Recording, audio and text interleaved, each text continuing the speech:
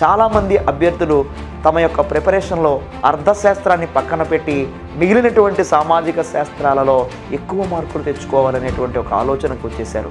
ఇది చాలా తప్పండి. పోరాడితే పోయేదేమీ లేదు, మీ నిరుద్యోగం తప్ప అంటుంది శ్యామ్ ఇన్స్టిట్యూట్. అర్థశాస్త్రం అంటే గణాంకాల గందరగోళం కాదు. సార్థక సప్లై అయినటువంటి పదజాలం ఉన్నదా అర్థం చేసుకోవడంలో కాస్త ఇబ్బంది పడుతూ ఉంటారు. డైరెక్ట్గా line to line personal practice చేసి సార్ మాకు ఉద్యోగాలు రావడం లేదు సార్ అని చెప్పేటువంటి అనేక మంది అభ్యర్థుల యొక్క అనుభవాలను మేము చూసామండి. ఏపీలో నువ్వు ఎస్ఏ అవ్వాలంటే ఎస్ఐ యాప్ అనగా శ్యామ్ ఇన్స్టిట్యూట్ యాప్ నీ దగ్గర ఉండాలి. సీనియర్ మోస్ట్ ఫ్యాకల్టీతో 20 సంవత్సరాల విశేష అనుభవం ఉన్నటువంటి సొంత మెథడాలజీలను ఉపయోగించి ఈ ఎక్స్పీరియన్స్ ఉన్నటువంటి ఈ ఫ్యాకల్టీ మీ లక్ష్య సాధనలో ఖచ్చితంగా ఉపయోగపడతారని మేము విశ్వసిస్తున్నాం. నీ విజయ బావుటాకి అవసరమైనటువంటి ఆ జెండాగా మారుతుంది ఎస్ఐ యాప్.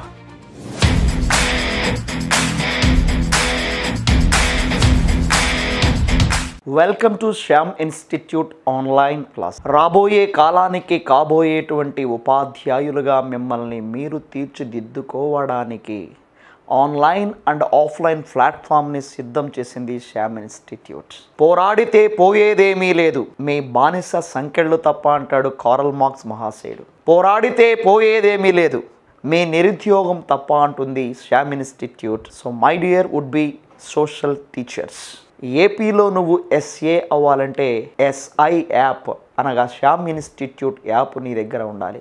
మీ అందమైన భవితకు పొందికైన యాప్ శ్యామ్ ఇన్స్టిట్యూట్ యాప్ అని చెప్పడంలో ఎంత మాత్రం అతిశయోక్తి లేదు. ఎందుకంటే సీనియర్ మోస్ట్ ఫ్యాకల్టీతో 20 సంవత్సరాల విశేష అనుభవం ఉన్నటువంటి బోధనా పటిమ ఉన్నటువంటి బోధనాభ్యసన ప్రక్రియను ప్రత్యక్షంగా అభివృద్ధి పరుచుకొని సొంత మెథడాలజీలను ఉపయోగించి బోధించేటువంటి నైపుణ్యం కలిగినటువంటి ఉపాధ్యాయ బృందాన్ని నియామకం చేసుకొని వారి యొక్క అనుభవాల నుండి మిమ్మల్ని టీచర్స్గా తయారు చేసేందుకు అవసరమైన పూర్తి సన్నద్ధతను ప్రకటిస్తుంది Shyam institute. My dear would be teachers, ఒక్క విషయం మాత్రం ఖచ్చితంగా చెప్పగలను.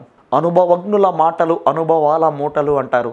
కాబట్టి ఈ ఎక్స్పీరియన్స్ ఉన్నటువంటి ఈ ఫ్యాకల్టీ మీ లక్ష్య సాధనలో ఖచ్చితంగా ఉపయోగపడతారని మేము విశ్వసిస్తున్నాం.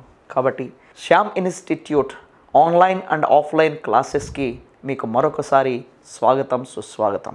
సో ఈ వీడియో ద్వారా హౌ టు ప్రిపేర్ డిఎస్సి, ముఖ్యంగా how to prepare DSC economics school assistant అర్థశాస్త్రానికి సంబంధించినటువంటి సిలబస్ మీద అవగాహనను కల్పిస్తూ ప్రీవియస్ ప్రశ్నాపత్రాలలో ఉన్నటువంటి ప్రశ్నల ఆధారంగా ఏ ఏ ఏరియాలకు ప్రాధాన్యత ఇస్తే ఖచ్చితంగా రేపు ఎకనామిక్స్ పోర్షన్లో ఎక్కువ స్కోర్ తెచ్చుకోవడానికి అవకాశం ఉందో ఆ ఏరియాల మీద మీకు ఖచ్చితంగా అవగాహన అయితే ఏర్పడుతుంది కనుక సో వాటిని మనం పరిశీలిద్దాం.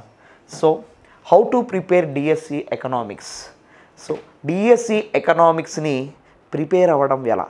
చాలామంది అభ్యర్థులు సామాజిక శాస్త్రాలలో కీలకమైన సామాజిక శాస్త్రమైనటువంటి అర్థశాస్త్రాన్ని అర్థం చేసుకోవడంలో కాస్త ఇబ్బంది పడుతూ ఉంటారు.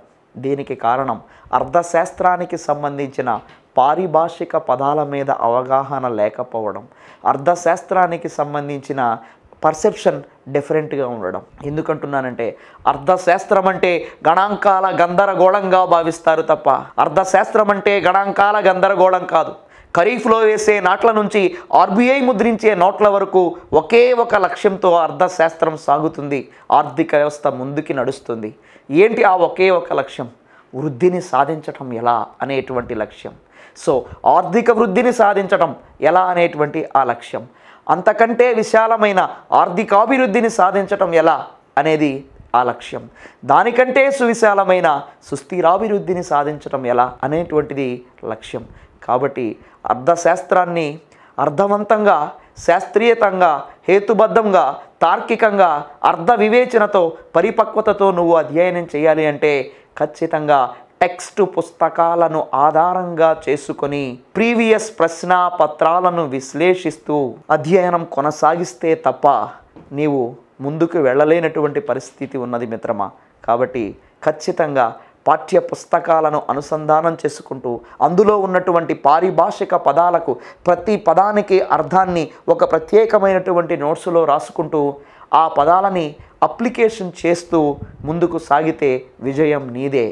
ఆ విజయంలో నీ విజయ బావుటాకి అవసరమైనటువంటి ఆ జెండాగా మారుతుంది SI యాప్. రైట్. సో ఇక ఎకనామిక్స్కు సంబంధించినటువంటి సిలబస్ని ఒక్కసారిగా మనం విశ్లేషిద్దాం. So intermediate first year and second ఇయర్కి సంబంధించినటువంటి సిలబస్ని ఈ వీడియో ద్వారా మేము ముందుకు తీసుకొస్తాను. మనందరికీ తెలుసు, సామాజిక శాస్త్రాలలో విభిన్నమైనటువంటి సామాజిక శాస్త్రం, క్వీన్ ఆఫ్ ఆర్ట్స్ అని పిలువబడేటువంటి సామాజిక శాస్త్రం, సామాజిక శాస్త్రాల యందు రాణి వంటిదిగా పిలువబడినటువంటి సామాజిక శాస్త్రం.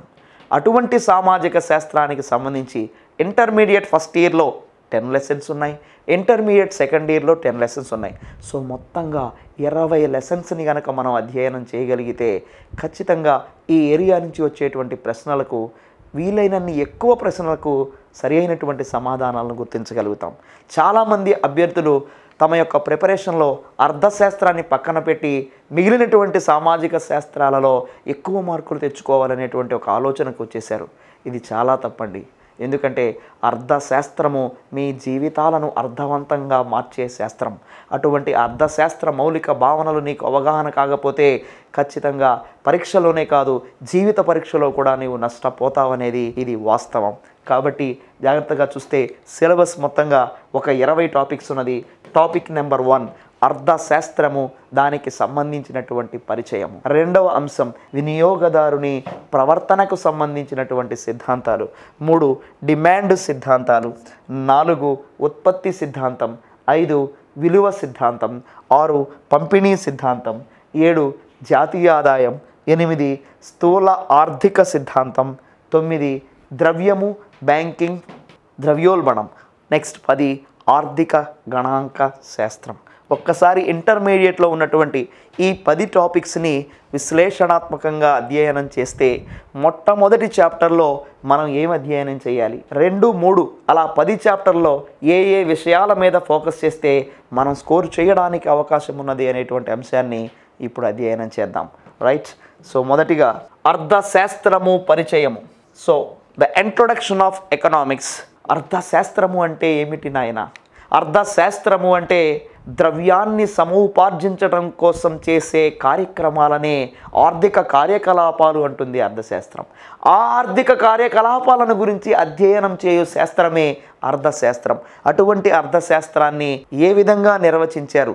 ఓయికోస్ నొమియన్ అనేటువంటి ఈ 2 గ్రీకు భాషా పదాల కలయికతో ప్రారంభించబడినటువంటి ఈ అర్థశాస్త్రం అనేక మంది నిర్వచనాలతో అర్థశాస్త్రం నిర్వచించబడింది. అయితే సులభంగా అర్థం చేసుకునేటువంటి నిమిత్తంగా మన టెక్స్ట్ బుక్లో ప్రధానంగా 5 నిర్వచనాలను మెన్షన్ చేశాడు.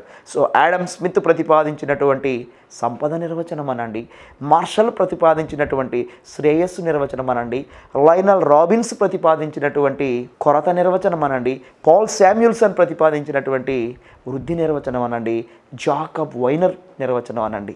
అర్థశాస్త్రవేత్తలు ఏమి చేస్తారో అదే అర్థశాస్త్రం. Economics is what economist do అని జాకబ్ వైనర్ ఎందుకు అన్నాడు? ఇటువంటి ఖచ్చితంగా ప్రతి నిర్వచనాన్ని, ఆ నిర్వచనములో ఉన్న ప్రధాన అంశాలు ఏంటి, ఆ నిర్వచనం మీద ఉన్నటువంటి విమర్శ ఏంటి, ఏ ఆర్థికవేత్తలు ఏ నిర్వచనాన్ని ఏ విధంగా విమర్శించారు అనేటువంటి యాంగిల్లో ఇక్కడ ఖచ్చితంగా అధ్యయనం చేయాలి. అయితే ఒక ప్రధానమైనటువంటి విషయం, అర్థశాస్త్రానికి సంబంధించినటువంటి ప్రశ్నల్లో స్ట్రైట్ నిర్వచనాలను ఎక్కువగా ఇస్తున్నటువంటి నేపథ్యం ఉన్నది. కాబట్టి అర్థశాస్త్రంలో చాలా నిర్వచనాలు ఉన్నాయి. ఆ నిర్వచనాలని కీలక పదాల ఆధారంగా, కీవర్డ్స్ ఆధారంగా గుర్తు పెట్టుకునేలాగా ఈ యాప్ ద్వారా మీకు క్లాసులని బోధించడం జరుగుతుంది మిత్రులారా. కాబట్టి ఈ విషయాన్ని గమనంలో పెట్టుకోండి. రైట్. సో అర్థశాస్త్రానికి సంబంధించి మౌలిక భావనలు ఏమున్నాయి, అర్థశాస్త్ర వర్గీకరణ ఎలా జరిగింది, సూక్ష్మ స్థూల అర్థశాస్త్రాలకు సంబంధించినటువంటి ప్రశ్నలు ఆల్రెడీ ప్రీవియస్ పేపర్లో ఉన్నాయండి. అలాగే మౌలిక భావనలు అంటే ఏమున్నాయి, వినియోగం అంటే ఏమిటి, ప్రయోజనం అంటే ఏమిటి, ధర అంటే ఏమిటి, విలువ అంటే ఏమిటి, కోరికల యొక్క లక్షణాలు ఏమున్నాయి, సమతౌల్యత అంటే ఏమిటి, ఆర్థిక సంక్షేమం అంటే ఏమిటి, ప్రతి భావన అర్థశాస్త్రానికి సంబంధించినటువంటి బేసిక్ ఇన్ఫర్మేషన్ రిలేటెడ్ ప్రతి భావన మొదటి చాప్టర్లో ఉన్నది. ఎట్టి పరిస్థితులలో అభ్యర్థులారా గుర్తుపెట్టుకోండి, మొదటి చాప్టర్ నుంచి ప్రశ్న లేకుండా మీకు ఎగ్జామినేషన్ పేపర్ ఇవ్వడు. ఎందుకు? మొదటి చాప్టర్లో అర్థశాస్త్రానికి సంబంధించినటువంటి మౌలికమైన భావనలన్నీ కూడా అందులో ఉన్నాయి కనుక ప్రతి అభ్యర్థి ఫస్ట్ చాప్టర్ని లోతుగా line to line pin to pin analysis చేస్తూ నిర్వచనాలని కీలక పదాల ఆధారంగా గుర్తుపెట్టుకోవలసిన అవసరం ఉన్నది. రైట్? ఓకే, ప్రీవియస్ పేపర్స్ని చూస్తే ఎకనామిక్స్ సంబంధించి ప్రీవియస్ పేపర్స్ యొక్క ప్రశ్నలు ఎలా ఉన్నాయో ఒకసారి పరిశీలన చేద్దాము. సో దీనిలో మొట్టమొదటిగా మనం చూస్తే పూర్తిగా తయారు కాకుండా ఉత్పత్తి ప్రక్రియలో ఉపయోగించబడుతున్న వస్తువులను ఏమంటారు అంటాడు. 2018 డిఎస్సికి అడిగినటువంటి ప్రశ్న. పూర్తిగా తయారు కాలేదట, ఉత్పత్తి ప్రక్రియలో. మనకి టెక్స్ట్ పుస్తకంలో డైరెక్ట్గా ఈ బిట్టుని డైరెక్ట్ ప్రశ్నగా ఉన్నదండి. కాబట్టి పూర్తిగా తయారు కాకుండా ఉన్నవి. కాబట్టి ఆప్షన్ ఏ ఉత్పత్తిదారుల వస్తువుల లేదా ఆప్షన్ బి మూలధన వస్తువుల లేదా మాధ్యమిక వస్తువుల అలాగే మన్నిక గల వస్తువుల. ఇలా ప్రశ్న అడిగాడండి. పూర్తిగా తయారు కాకుండా ఉన్నటువంటి వస్తువులని ఏమని పిలుస్తామయ్యా అంటే మాధ్యమిక వస్తువులని పిలుస్తాం. ఇది ఫస్ట్ చాప్టర్లో ఉన్నటువంటి అంశం. ఎస్, మరొక ప్రశ్న. ఎందుకంటే 2018 డిఎస్సి 2 ప్యాటర్న్లో మార్నింగ్ ఈవినింగ్ జరిగింది కనుక మార్నింగ్ పేపర్లో 2 ప్రశ్నలు ఉన్నాయి, ఈవినింగ్ పేపర్లో 2 ప్రశ్నలు ఉన్నాయి. 4 ప్రశ్నలు ఈ చాప్టర్ నుంచి లాస్ట్ డిఎస్సికి ఇవ్వడం జరిగింది మిత్రులారా. కాబట్టి జాగ్రత్తగా పరిశీలించండి. నెక్స్ట్ మరొక క్వశ్చన్ ఏమున్నదయ్యా అంటే అర్థశాస్త్రానికి సంబంధించి వైయక్తిక యూనిట్లను, పరిశ్రమలను, వైయక్తిక కుటుంబాలను, వైయక్తిక సంస్థలను గురించినటువంటి అధ్యయనం ఈ క్రింది ఏ శాస్త్ర అధ్యయనాంశమో అని ప్రశ్న అడిగాడు. అంటే సూక్ష్మ అర్థశాస్త్రం అవుతుందా, స్థూల అర్థశాస్త్రం అవుతుందా, పారిశ్రామిక అంతర్శాస్త్రం అవుతుందా, అంతర్గత అర్థశాస్త్రం అవుతుందా అనే ఆప్షన్స్ని మెన్షన్ చేయడం జరిగింది. కాబట్టి ఇది ఇప్పుడున్నటువంటి టెక్స్ట్ ఆధారంగా ఈ ప్రశ్న ఫ్రేమ్ చేస్తే ఏమని అడిగేటువంటి అవకాశం ఉన్నది. సో వైయక్తిక పరిశ్రమలు, వైయక్తిక ధరలు, వైయక్తిక ఆదాయము, వైయక్తిక ఉద్యోగిత, వైయక్తిక పారిశ్రామిక రంగము, వైయక్తిక సంస్థలు, వైయక్తిక కుటుంబాలను గురించిన అధ్యయనమే అర్థశాస్త్రము అని పేర్కొన్న ఆర్థికవేత్త కెన్నెత్ ఈ బౌలింగ్. సో అక్కడేమో సూక్ష్మ అర్థశాస్త్రం యొక్క ప్రాముఖ్యతను గుర్తిస్తూ క్వశ్చన్ ఫ్రేమ్ చేస్తే ఈసారి నిర్వచనాల మీద ప్రశ్న రావడానికి ఆస్కారం ఉంది. కాబట్టి ప్రతి చాప్టర్ని నిర్వచనోత్తరంగా మనం అధ్యయనం చేయక తప్పదు కీలక పదాల ఆధారంగా. ఇదే లెసన్లో మరొక ప్రశ్న ఇలా ఇచ్చాడు. ప్రత్యక్షంగా కానీ పరోక్షంగా కానీ ద్రవ్యముతో కొలవదగినటువంటి మానవుని శ్రేయస్సునే ఆర్థిక శ్రేయస్సుగా పిలిచినటువంటి ఆర్థికవేత్తను గుర్తించండి. సో ప్రత్యక్షముగా పరోక్షముగా ద్రవ్యముతో కొలవగలిగిన అనే పదం వస్తే అది ఖచ్చితంగా ఏసీపీగోకు సంబంధించినటువంటి స్టేట్మెంట్ అండి. టెక్స్ట్ బుక్లో దాదాపుగా 3 నిర్వచనాలు ఏసీపీగోతో రిలేటెడ్ ఉన్నాయి. 3టిలో ద్రవ్యముతో కొలవగలగడం అనే కామన్ పాయింట్ ఇందులో ఉంది. ఇలాంటి కామన్ పాయింట్ల ఆధారంగా కీలక పదాల ఆధారంగా చాప్టర్స్లో ఉన్నటువంటి నిర్వచనాలని అధ్యయనం చేయాలి మిత్రులారా. రైట్? సో అలాగే మరొక ప్రశ్న ఉన్నది. సంస్థల రంగము నుండి కుటుంబ రంగానికి ఆదాయము నిరంతరముగా ప్రయాణించు ప్రక్రియని ఏమంటాము అని అడిగాడు. అంటే కుటుంబ ఆదాయ ప్రవాహం అంటామా, చక్రీయ ప్రవాహము అంటామా, లేదా అసమాన ప్రవాహము అంటామా, లేదా ఇతర ఏ ప్రవాహము అంటాము. కాబట్టి ఇలాంటి ప్రశ్న అడుగుతున్నాడు. సో సంస్థల రంగము నుంచి కుటుంబ రంగానికి, కుటుంబ రంగము నుంచి సంస్థల రంగానికి ఆదాయము నిరంతరంగా చక్రీయ రీతిలో ప్రయాణిస్తుంది అని చెప్పినటువంటి మొట్టమొదటి ఆర్థికవేత్త ఫ్రాన్సువా కెనే అనేటువంటి ఆర్థికవేత్త. కాబట్టి 4 ప్రశ్నలు మొదటి చాప్టర్ నుంచి మనకి 2018 డిఎస్సిలో ఫ్రేమ్ చేయటం జరిగింది మిత్రులారా. కాబట్టి జాగ్రత్తగా అధ్యయనం చేయండి. ఖచ్చితంగా ఈ ఏరియా నుంచి ప్రశ్నలు రావడానికి ఆస్కారం ఉన్నది. ఎట్టి పరిస్థితుల్లో ప్రశ్న మిస్ కాకుండా చూసుకోండి. ఇక నెక్స్ట్ రెండవ చాప్టర్ని తీసుకుంటే వినియోగదారుని ప్రవర్తన సిద్ధాంతాల మీద మనకి రెండవ చాప్టర్ ఫ్రేమ్ చేశారు. అంటే ఏంటి సార్? వినియోగదారుని ప్రవర్తన దేని మీద ఆధారపడుతుంది అంటే అతను పొందే ప్రయోజనం మీద ఆధారపడి ఉంటుంది. ప్రయోజనం దేని మీద ఆధారపడిందంటే వినియోగం మీద ఆధారపడింది. కాబట్టి ఒక వస్తువుకి ఉన్న మానవుని యొక్క కోరికను తీర్చగలిగేటువంటి శక్తినే ప్రయోజనం అంటాం. ఒక వ్యక్తి ఆ ప్రయోజనం పొందడాన్నే వినియోగము అంటాం. కాబట్టి వినియోగానికి సంబంధించి వినియోగదారుని ప్రవర్తన నిర్దేశిస్తున్న ప్రయోజనం గురించి ఇందులో విశ్లేషించాలి. సో ప్రయోజనం ఎన్ని రకాలు? కార్డినల్ విశ్లేషణ అంటే ఏమిటి? ఆర్డినల్ విశ్లేషణ అంటే ఏమిటి? సో ఆర్డినల్ విశ్లేషణ ఆధారంగా ఉన్న సిద్ధాంతాలు ఏమిటి? అలాగే క్షీణోపాంత ప్రయోజన సూత్రము గురించి, సమోపాంత ప్రయోజన సూత్రము గురించి, ఉదాసీనత వక్రరేఖల గురించి, ప్రతిస్థాపన ఉపాంత రేటు గురించి, బడ్జెట్ రేఖ అంటే ఏమిటి లేదా ధర రేఖ అంటే ఏమిటి అనేటువంటి మౌలిక భావనలను అర్థం చేసుకుంటూ ఈ చాప్టర్ని నీవు అధ్యయనం చేస్తే ఖచ్చితంగా ఒక ప్రశ్న రావడానికి ఆస్కారం ఉంది మిత్రులారా. ఇంతకీ గత ప్రశ్నాపత్రాలను పరిశీలిస్తే ఎక్కడ మనకి ప్రశ్న వచ్చినది ఈ టాపిక్ నుంచి అని చూస్తే యూటిల్స్ ద్వారా ప్రయోజనాన్ని కొలవవచ్చు అని చెప్పినటువంటి చెప్పేటువంటి విశ్లేషణ ఏది? ఏ విశ్లేషణ అవుతుంది? యూటిల్స్ ఆధారంగా ప్రయోజనాన్ని కొలవవచ్చు అని చెప్పేటువంటి ఆ విశ్లేషణని కార్డినల్ విశ్లేషణ అంటామా, ఆర్డినల్ విశ్లేషణ అంటామా, నిశ్చల విశ్లేషణ అంటామా, చలన విశ్లేషణ అంటామా? సో యూటిల్స్ ద్వారా అంటే ప్రయోజనాన్ని యూటిల్స్ రూపంలో కొలవవచ్చు అని చెప్పేటువంటి విశ్లేషణ కార్డినల్ విశ్లేషణ అవుతుంది మిత్రులారా. అలాగే మరొక ప్రశ్నని ఫ్రేమ్ చేశాడు. 2014లో వినియోగదారుని సమతౌల్యానికి సంబంధించి క్వశ్చన్ ఫ్రేమ్ చేయటం జరిగింది. వినియోగదారుడు ఎక్కడ సమతౌల్య స్థితిని పొందుతాడు అనేటువంటి ప్రశ్న 2014 డిఎస్సిలో అడిగినటువంటి ప్రశ్న. అంటే ఉపాంత ప్రయోజనానికి సంబంధించి ఈ ప్రశ్న అడిగాడండి. వినియోగదారుడు ఎక్కడ సమతౌల్య స్థితిని పొందుతాడయా అంటే మొత్తం ప్రయోజనం గరిష్టంగా ఉన్నప్పుడు ఉపాంత ప్రయోజనం శూన్యమయ్యేది ఎక్కడ అన్నాడు. క్షీణోపాంత ప్రయోజన సూత్రానికి సంబంధించినటువంటి మరొక ప్రశ్నగా దీన్ని మనం భావించాలి. చూడండి ఎన్ని ప్రశ్నలు ఈ చాప్టర్ నుంచి వస్తున్నాయో. కనుక ఫండమెంటల్ స్ట్రక్చర్ మీద అవగాహన లేకుండా ప్రశ్నాపత్రాలను సాధన చేయకుండా నీవు గనక విశ్లేషించాలని చూస్తే ఖచ్చితంగా ఇబ్బంది పడిపోయేటువంటి అవకాశం ఉన్నది మిత్రమా. కాబట్టి మరొక ప్రశ్నను చూస్తే మొత్తం ప్రయోజనం గరిష్టమైనప్పుడు ఉపాంత ప్రయోజనం ఏమవుతుంది? ఆప్షన్ ఏ తగ్గుతుందా, ఆప్షన్ బి పెరుగుతుందా, ఆప్షన్ సి శూన్యమవుతుందా, ఆప్షన్ డి ఏది కాదా? ఇదే కదా క్షీణోపాంత ప్రయోజన సూత్రంలో మొత్తం ప్రయోజనం 32 యూటిల్స్ దగ్గరికి వెళ్ళినప్పుడు ఉపాంత ప్రయోజనం శూన్యమై ఉంటుంది.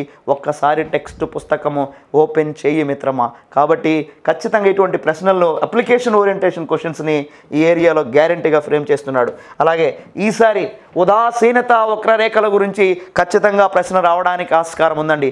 ఉదాసీనత వక్రరేఖలను అభివృద్ధి చేసినటువంటి ఆర్థికవేత్త ఎవరు అంటాడు. సో ఉదాసీనత వక్రరేఖల గురించి మొట్టమొదటిగా పేర్కొన్నటువంటి ఆర్థికవేత్త 1881లో ఎడ్జ్వర్త్ మహాసేడు మ్యాథమెటికల్ ఫిజిక్స్ అనేటువంటి గ్రంథము ద్వారా వినిమయ సిద్ధాంతాన్ని విశ్లేషిస్తూ ఉదాసీనత వక్రరేఖలను గురించి పేర్కొన్నాడు.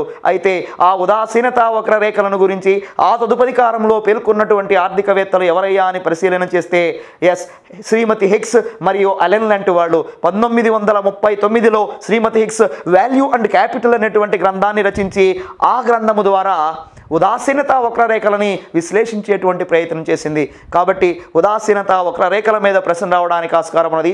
మొత్తం ప్రయోజనం అంటే ఏమిటి అనేటువంటి ప్రశ్న రావడానికి ఆస్కారం ఉన్నది. లేదా ఉపాంత ప్రయోజనానికి మొత్తం ప్రయోజనానికి మధ్య ఉన్నటువంటి సంబంధ బాంధవ్యాల మీద క్వశ్చన్ని ఫ్రేమ్ చేసేటువంటి అవకాశం ఉన్నదండి. కాబట్టి ఈ ఏరియాని జాగ్రత్తగా అధ్యయనం చేయండి. మొత్తంగా ఈ ఏరియాల మీద ఎవరైతే అవగాహన కలిగి ఉంటారో ఈ చాప్టర్ నుంచి వచ్చేటువంటి ప్రశ్నకి ఆన్సర్ చేయడానికి మార్గం సుగమమవుతుందండి. ఇక నెక్స్ట్ మరొక దాన్ని తీసుకుందాం. రైట్. సో డిమాండ్ సిద్ధాంతాలు. So what is demand?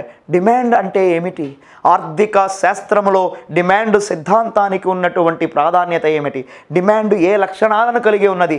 డిమాండ్కి బలమైన కోరిక ఉండాలి, ఆ కోరికను సంతృప్తిపరచుకోగలిగే ఆర్థిక శక్తి ఉండాలి, ధరను చెల్లించడానికి ఆసక్తి ఉండాలి, ఇది నిర్ణీత కాలానికి చెందినది, ఇది నిర్ణీత ధరకి చెందినది అని డిమాండ్కు సంబంధించినటువంటి లక్షణాలను అధ్యయనం చేస్తూ డిమాండ్ అంటే ఏమిటి, ఒక వస్తువుని కొనాలనేటువంటి కోరికతో పాటు ఆ వస్తువుని కొనగలిగేటువంటి కొనుగోలు శక్తిని మనం డిమాండ్ అంటున్నాం. అంటే ఒక వస్తువుని కొనాలనేటువంటి ఆసక్తితో పాటు ఆ వస్తువుని కొనగలిగే శక్తి, ఆసక్తి గుండెల్లో జనిస్తుంది, కొనగలిగే శక్తి గుండెల పైన జేబులో జనిస్తుంది. కాబట్టి ఈ రెండిటికి మధ్య సంబంధాన్ని తెలియపరిస్తే డిమాండ్ సూత్రము అని పిలవడం జరుగుతుంది. కాబట్టి ఆ డిమాండ్ సూత్రం అంటే ఏమిటి, డిమాండ్ రేఖ ఎలా ఏర్పడుతుంది, డిమాండ్ సూత్రానికి ఉన్నటువంటి మినహాయింపులు ఏమున్నాయి, గిఫెన్ వైపరీత్యం ఏం చెబుతుంది, వెబ్లెన్ వస్తువులు ఏం చెప్తున్నాయి, స్పెక్యులేషన్ బిజినెస్ అంచనా వ్యాపారం ఏం చెప్తుంది, అలాగే మిత్ భ్రమకు సంబంధించి భ్రాంతికి సంబంధించినటువంటి అంశాలు ఏమున్నాయి, ఇవన్నీ కూడా డిమాండ్ సూత్రానికి ఉన్నటువంటి మినహాయింపులు. డిమాండ్ రేఖ ఎడమ నుంచి కుడికి క్రిందికి ఎందుకు వాలి ఉన్నది, ఏ కారణాల రీత్యా వాలి ఉన్నది అని అధ్యయనం చేస్తూ ఖచ్చితంగా ధర డిమాండు, ఆదాయ డిమాండు, జాత్యాంతర డిమాండు భావంలో అధ్యయనం చేయాలి. వైయక్తిక డిమాండ్ పట్టిక, మార్కెట్ డిమాండ్ పట్టిక ఉన్నటువంటి రిలేషన్ని అధ్యయనం చేయాలి. మార్కెట్ డిమాండ్ పట్టికలో ఉన్నటువంటి మార్కెట్ డిమాండ్ పట్టికను ఏ విధంగా కొలుస్తారంటే, ఒక మార్కెట్లో వివిధ వినియోగదారులు ఒక వస్తువుని ఏ రేట్ల వద్ద ఏ స్థాయిలో ఎంత పరిమాణంలో డిమాండ్ చేశారో మొత్తాన్ని కలిపితే ఏర్పడేది మార్కెట్ డిమాండ్ పట్టిక అంటాము. కాబట్టి అలాంటి ప్రశ్నలు కూడా మనకు రావడానికి అవకాశం ఉంది. అండ్ మోస్ట్లీ ఖచ్చితంగా రావడానికి ఆస్కారం ఉన్నటువంటి ఏరియా డిమాండ్ వ్యాకోచత్వము నుంచి ప్రశ్నలు గ్యారంటీగా వస్తున్నాయి మిత్రులారా.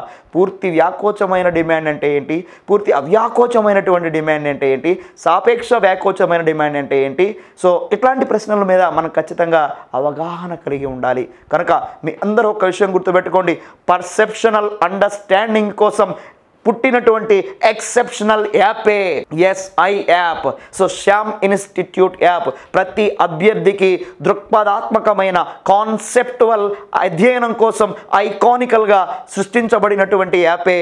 చూడండి, చక్కగా మీ యొక్క మనోఫలకం మీద దీర్ఘకాలికంగా స్మృతికి సంబంధించి ముద్రలు వేయటం కోసం ప్రత్యేకమైనటువంటి ఇమేజెస్ని క్రియేట్ చేసి ఆ ఇమేజెస్ ఆధారంగా ప్రతి భావన మీ దీర్ఘకాలిక మెమరీలోకి వెళ్ళి మిమ్మల్ని ఆలోచింపచేసి తార్కికమైనటువంటి అవగాహన తీసుకొచ్చి మీ పర్సెప్షన్ని పరీక్ష పట్ల పూర్తిగా మార్చేటువంటి శక్తిగా ఈ యాప్ ఖచ్చితంగా మీకు ఉపయోగపడుతుంది అని నేను విశ్వసిస్తున్నాను. అంతేకాదు, డిమాండ్ సిద్ధాంతానికి సంబంధించి అడిగినటువంటి ప్రశ్న, టీ అనేది కాఫీకి ప్రత్యామ్నాయ వస్తువు, టీ ధరలు పెరిగితే కాఫీ యొక్క డిమాండ్ ఏమవుతుంది అని అడిగాడు. కాబట్టి సో ప్రత్యామ్నాయ వస్తువుల విషయంలో డిమాండ్ సూత్రము పనిచేస్తుందా లేదా అనేటువంటి యాంగిల్లో ఇక్కడ మనం పనిచేయాలి.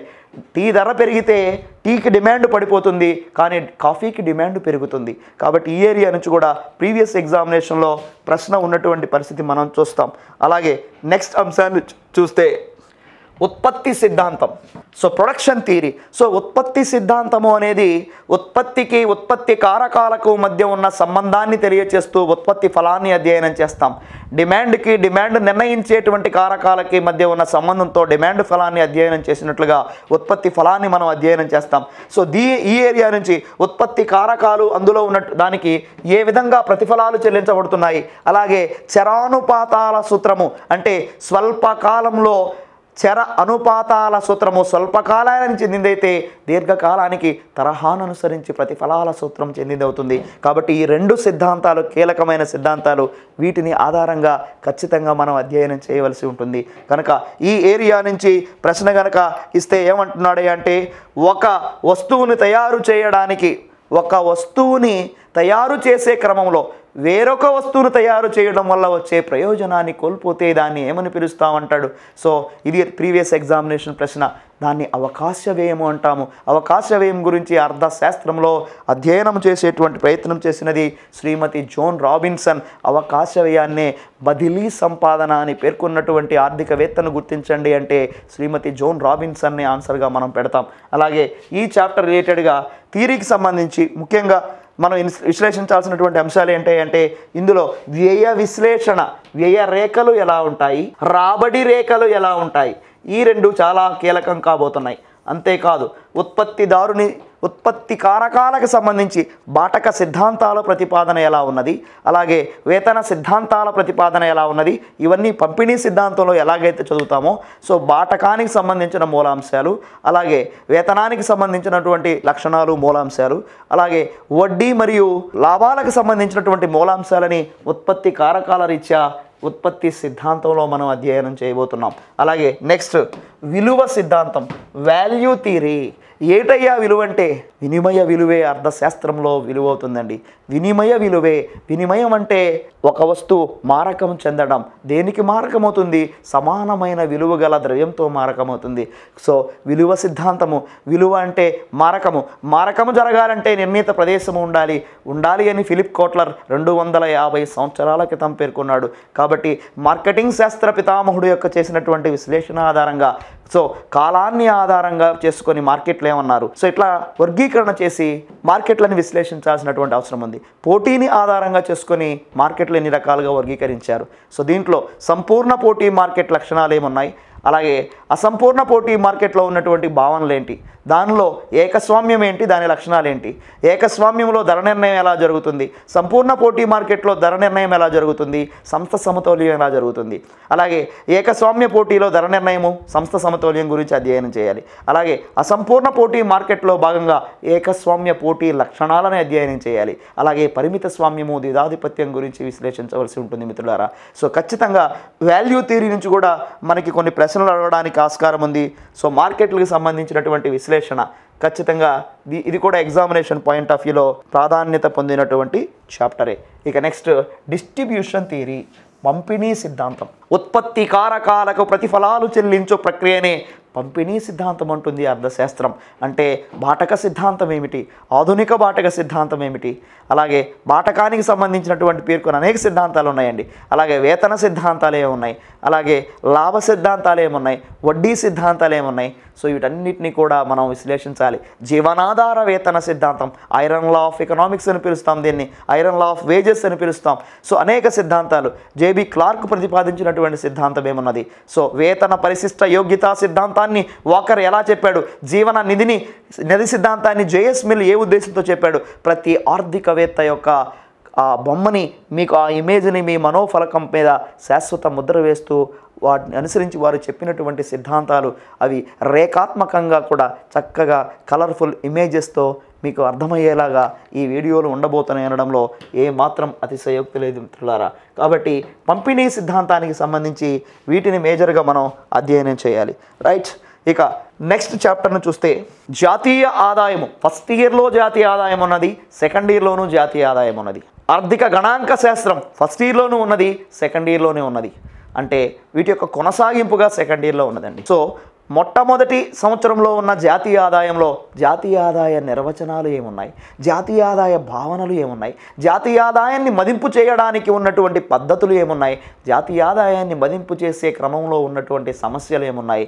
సో ఇట్లాంటి విభిన్నమైనటువంటి అంశాలతో మొదటి చాప్టర్ ఉంటే రెండవ చాప్టర్ సెకండ్ ఇయర్లో ఉన్న జాతీయ ఆదాయంలో జాతీయ ఆదాయ పోకడలు, ట్రెండ్స్, ఆదాయ అసమానతలు ఏమిటి, పేదరికం ఎలా ఏర్పడుతుంది, సో పేదరికాన్ని కంట్రోల్ చేయడంలో సూక్ష్మ విత్తం యొక్క పాత్ర ఏమిటి, ఇటువంటి భిన్న అంశాలు సెకండ్ ఇయర్లో మెన్షన్ చేయడం జరిగిందండి. సో ఇక్కడ మనకు కావాల్సినటువంటిది ఏంటి అంటే జాతీయ ఆదాయం నుంచి ఖచ్చితంగా ఎట్టి పరిస్థితుల్లో ఒక ప్రశ్న రావటం తథ్యం. సో నేషనల్ ఇన్కమ్, ఒక దేశంలో ఒక సంవత్సర కాలంలో ఆ దేశ నిర్వాసితులైనటువంటి పౌరుల చేత తయారు చేయబడినటువంటి వస్తువులు మరియు సేవలు, అంతిమ వస్తువులు మరియు సేవల యొక్క మొత్తం మార్కెట్ విలువ, మార్కెట్ ధరలను అనుసరించి జాతీయ ఆదాయం అంటాం. అంటే సందర్భాన్ని బట్టి అది మార్కెట్ ధరల, ఉత్పత్తి కారకాల ధరల అనేటువంటి విస్తృతమైనటువంటి అవగాహన నీకు కలగాలి. టెక్స్ట్ పుస్తకం ప్రకారం మనకి సిలబస్ని అనుసరించి విశ్లేషణ చేసే క్రమంలో గుర్తుపెట్టుకోవాల్సిన మోస్ట్ ఇంపార్టెంట్ ఏరియాస్ ఇక్కడ ఉన్నాయి. ప్రీవియస్ ఎగ్జామినేషన్ పేపర్లో అడిగినటువంటి ప్రశ్న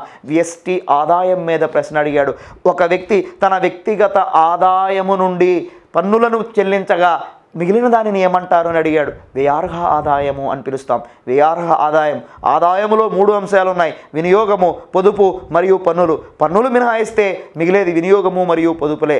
వినియోగము ప్లస్ పొదుపులు ఈజ్ ఈక్వల్ టు వ్యయార్హ ఆదాయం అవుతుంది. కాబట్టి ఈ ఏరియాని ఖచ్చితంగా ఎట్టి పరిస్థితుల్లో ఒక ప్రశ్న నిర్వచనాల నుంచి రావచ్చు, లేదా నిర్వచనాలు కాకుండా కాన్సెప్ట్స్ నుంచి కూడా ప్రశ్న రావడానికి ఆస్కారం ఉన్నది మిత్రులారా. కనుక జాతీయ ఆదాయం గురించి ఖచ్చితంగా ప్రశ్న అయితే వస్తుంది. ఎక్సెప్షనల్గా వచ్చేటువంటి ప్రశ్నలు ఎలా ఉంటాయంటే అప్లికేషన్ ప్యాటర్న్ మేజర్గా గుర్తుపెట్టుకోండి. So DSC school assistant prepare అయ్యేటువంటి అభ్యర్థులారా, మీకు వచ్చేటువంటి అర్థశాస్త్రానికి సంబంధించినటువంటి ప్రశ్నలు 2012, 2014, అఫ్కోర్స్ 2015లో పరీక్ష జరిగింది, 2018 డిఎస్సి, ఈ 3 ప్రశ్నాపత్రాలను విశ్లేషిస్తే పుస్తకాలు మారి ఉండవచ్చు కానీ ప్రశ్నల తీరులో వస్తున్నటువంటి క్రమానుగత శ్రేణిని కనుక పరిశీలిస్తే ఈసారి ప్రశ్నాపత్రంలో ఖచ్చితంగా అప్లికేషన్ క్వశ్చన్సే కీలకం కాబోతున్నాయి. మరి అప్లికేషన్ క్వశ్చన్స్కి ఆన్సర్ చేయాలంటే ఏం చేయాలి?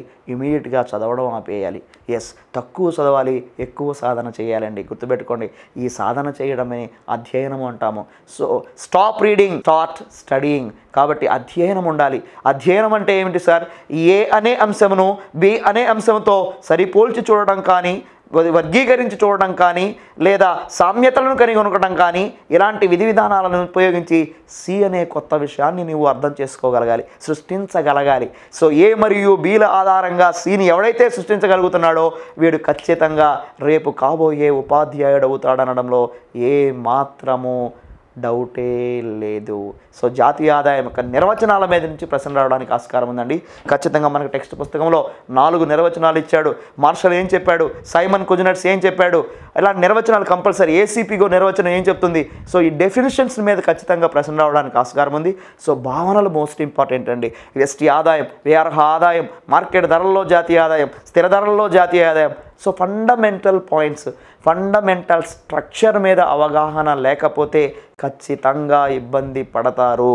సో పదే పదే I'm trying to say time and again, my dear aspirants, would be teachers, when you have developed perceptional ideology about the terminology related to economics, then only you can solve whatever the question, whether it is in application mode.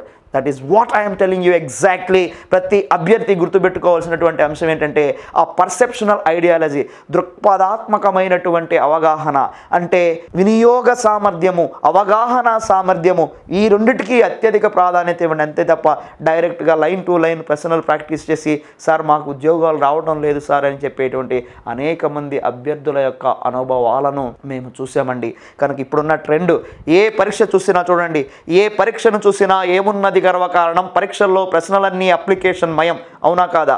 మీరు గమనిస్తే group 4 పరీక్ష paper, group 2 పరీక్ష paper ఎక్కడుందండి తేడా?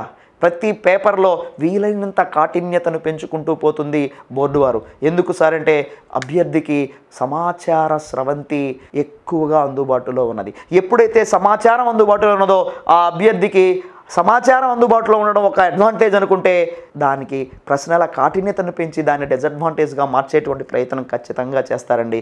కనుక జాగ్రత్తగా గుర్తుపెట్టుకోండి, జాతీయ ఆదాయం నుంచి ప్రశ్నలు రావడం తథ్యం. ఇక నెక్స్ట్ స్థూల ఆర్థిక విశ్లేషణ లేదా స్థూల ఆర్థిక సిద్ధాంతము అనగా మనకి సాంప్రదాయ ఉద్యోగిత సిద్ధాంతం, సాంప్రదాయవేత్తలు చెప్పినటువంటి సిద్ధాంతం. అంటే ఆడమ్ స్మిత్ కావచ్చు, జేబీసే కావచ్చు, జేఎస్ మిల్ కావచ్చు, వాకర్ కావచ్చు, డేవిడ్ రికార్డో కావచ్చు, మాల్తస్ కావచ్చు, వీరంతా సూక్ష్మ అర్థశాస్త్రానికి హయ్యెస్ట్ ప్రయారిటీ ఇచ్చి అర్థశాస్త్రములో సూక్ష్మ అర్థశాస్త్రము 2 ప్రధానమైన ప్రమేయాలతో నిర్మించబడి విశ్లేషణ చేసింది. ఏంటి సార్ ఆ 2 ప్రధానమైనటువంటి ప్రమేయాలు? 1 సంపూర్ణ ఉద్యోగితను సాధించుట, 2 ఉపాంత ప్రయోజన విశ్లేషణ. ఈ 2 ప్రమేయాలతో సూక్ష్మార్థశాస్త్రం రూపకల్పన చేయబడితే సూక్ష్మార్థశాస్త్రాన్ని ఆధారంగా చేసుకొని ఏ ప్రపంచ స్థాయి ఆర్థిక సమస్యని మనం సొల్యూషన్ చేయలేమో అని మొట్టమొదటిగా గ్రహించి జాన్ మేనార్డ్ కిన్స్ స్థూల అర్థశాస్త్ర విశ్లేషణకు ప్రయారిటీ ఇవ్వడం జరిగింది. The general theory of employment, interest and money. So ఆదాయ ఉద్యోగిత సిద్ధాంతం సిద్ధాంతంగా పిలువబడేటువంటి మ్యాక్రో ఎకనామిక్స్ స్థూల అర్థశాస్త్రం ఆధునిక అర్థశాస్త్రాన్ని అభివృద్ధి పరిచి దాని ద్వారా ఆదాయ ఉద్యోగితా సిద్ధాంతాన్ని ప్రతిపాదన చేశాడు. ఈ క్రమంలో సార్థక డిమాండ్ యొక్క ఆవశ్యకతను నొక్కి చెప్పినటువంటి ఆర్థికవేత్త జాన్ మేనార్డ్ కెయిన్స్. కాబట్టి సాంప్రదాయ ఉద్యోగితా సిద్ధాంతాన్ని ఒక యాంగిల్లోనూ ఆధునిక అర్థశాస్త్ర పితామహుడైనటువంటి మిశ్రమ ఆర్థిక వ్యవస్థ అనే పదాన్ని పరిచయం చేసినటువంటి ఆర్థికవేత్త అయిన జాన్ మేనార్డ్ కెయిన్స్ ప్రతిపాదించినటువంటి ఆదాయ ఉద్యోగితా సిద్ధాంతాన్ని మనం అధ్యయనం చేయవలసి ఉంటుంది. ఈ రెండింటిని కంపారిటివ్లో చూస్తే ఈ ఏరియా నుంచి కూడా మనకి ప్రశ్న రావడానికి ఆస్కారం ఉన్నది. ఎందుకంటే మొత్తం మనకి మ్యాక్రో ఎకనామిక్ థియరీనే. కాబట్టి సెకండ్ ఇయర్లో ఉన్నది మొత్తం కూడా మ్యాక్రో ఎకనామిక్ థియరీనే, రైట్. ఇక నెక్స్ట్ ద్రవ్యము, బ్యాంకింగ్, ద్రవ్యోల్బణము. ప్రశ్న లేకుండా, ఈ పాఠము నుండి ప్రశ్న లేకుండా ఎట్టి పరిస్థితులలో ఉండే అవకాశమే లేదు. రాసి పెట్టుకోండి. మనీ, బ్యాంకింగ్, ఇన్ఫ్లేషన్ నుంచి ప్రశ్న లేదు అంటే పేపర్ని సెట్ చేసినటువంటి వ్యక్తి ఖచ్చితంగా అర్థశాస్త్ర పరిజ్ఞానం ఉన్న వ్యక్తి కాదు అని మనం అర్థం చేసుకోవచ్చు, రైట్. సో ఏదేమైనా ద్రవ్యానికి సంబంధించినటువంటి భావనలు, ద్రవ్యం యొక్క విధులు ఏమున్నాయి, ప్రాథమిక విధులు ఏమున్నాయి, ద్వితీయ విధులు ఏమున్నాయి, అనుషంగిక విధులు ఏమున్నాయి. సో ద్రవ్యానికి సంబంధించినటువంటి ప్రాథమిక విధులు మరియు గౌణ విధులను ఆధారంగా చేసుకొని పాల్ ఎంజింగ్ ఏమని నిర్వచించాడు, ఇలాంటి అంశాలని కంపారిటివ్లీ స్టడీ చేస్తూ విధులను గురించి అధ్యయనం చేస్తూ లోతుగా కనుక అధ్యయనం చేయకపోతే ఇక్కడ మార్కు కోల్పోయేటువంటి ప్రమాదం ఉన్నది మిత్రులారా.